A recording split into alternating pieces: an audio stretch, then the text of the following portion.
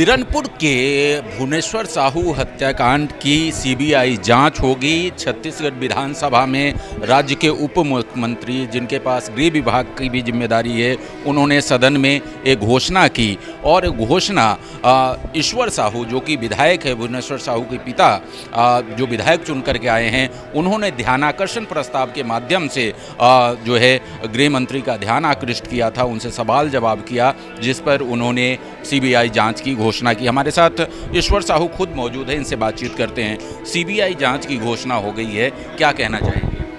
हाँ, सदन में मैं ध्यान आकर्षण के विषय में बात रखा था। माननीय गृह मंत्री जी से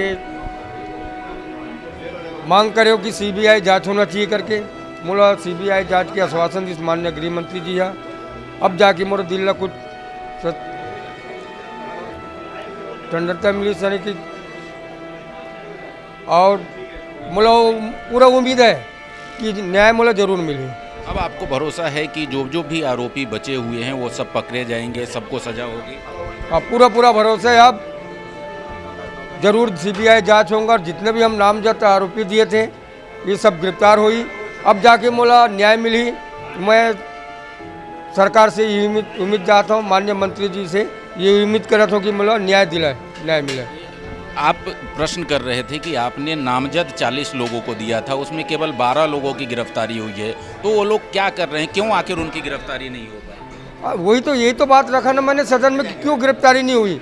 और मुख्य साजिश करता है जो अंजोर यदू, जिसको पूरा चौबे जी का संरक्षण था, दिन दहाड़े हमारे गांव में ही वो मीटिंग लेता था कि एक एक हिंदू को मारेंगे, एक एक हिंदू को काटेंगे करके। हमने पूरा कमिश्नर तक के बात रखा, एसपी तक के गए, हमने सबके नाम दिए लेकिन नाम नहीं किए। पूरी शासन के लोगों को, पूरी प्रशासन की दबाव था, पुलिस यानी कि प्रशासन के दबाव के चलते पुलिस वालों ने हमारे बराबर नाम दर्ज नहीं किए। जितने आरोपी को गिरफ्तार करना था गिरफ्तार नहीं किए।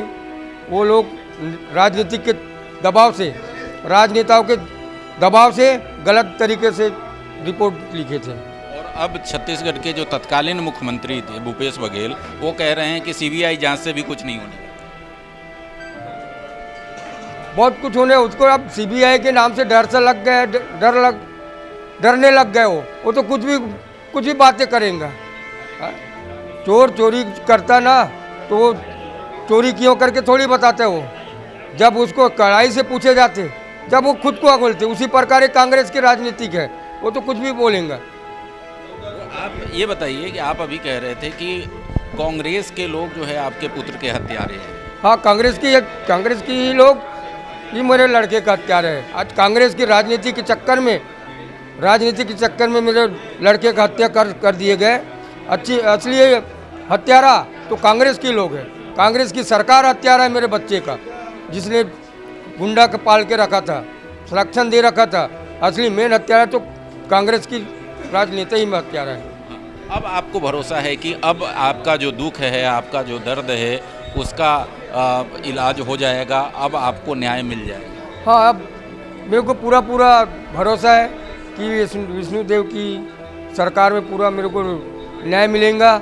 और मैं अपने क्षेत्र के साथ, अपने साथ साथ मेरे क्षेत्र के लोगों को, मेरे क्षेत्र के जनता को भी न्याय मिलेगा, क्योंकि ये इस न्याय की बहुत उम्मीद करके रखे हैं। आज अपने न्याय दिला सके करके तो मेरे को प्रतिनिधि चुन के लाए, यहाँ सदन तक पहुँचाए, तो अच्छा मैसेज जाएगा, अच्छा सोच जाएगा, अच्छा मैसेज जाएंगे मेरे क्षेत्र के जनता पे कि एक गरीब को हमने जिताए तो हम एक आतंक से मुक्त कराए, न्याय मिले करके।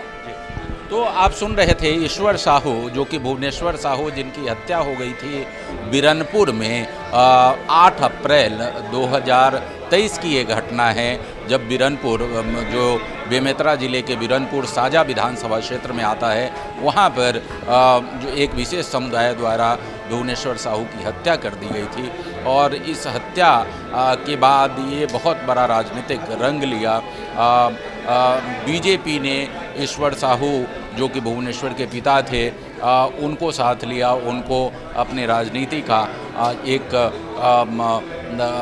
एक नई तरह की राजनीति का माध्यम बनाया, उनको चुनाव में खड़ा किया।